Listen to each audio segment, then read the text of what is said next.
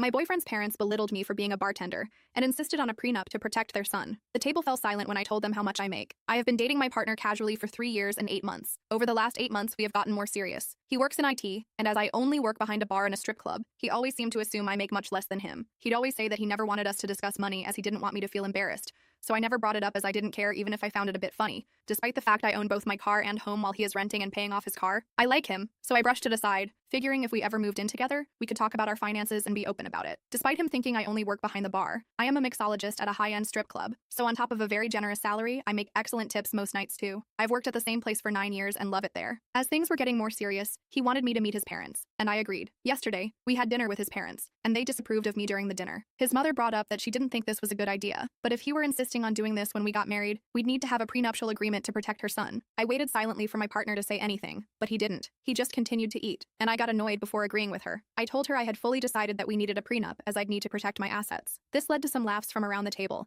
and I finally asked my boyfriend how much he made. He tried to brush it off before finally revealing he made £25,000 a year and telling me it was fine and not to feel less. I won't lie, I laughed at the table, not caring that I was rude, and bluntly told him that I make £43,291 a year, not including my tips. They didn't believe me, so I began to point out how I go on holiday twice a year, how I own my home and car while he rents and is paying off, and how I always bought him lovely gifts. I then told him for perhaps the 100th time that I'm a mixologist, not a bartender. The dinner got silent, and on the drive to my home, he scolded me for embarrassing him. How could I not have told him I made that much money? That I should have told him from the start? I reminded him that he didn't want us to talk about money, and I figured we'd talk about our finances when and if we moved in together. He kept talking about how I should have just privately told him after dinner and not embarrassed him in front of his parents. But when I asked him why he didn't defend me when his mother embarrassed me, he had no answer. Update: I broke up with him.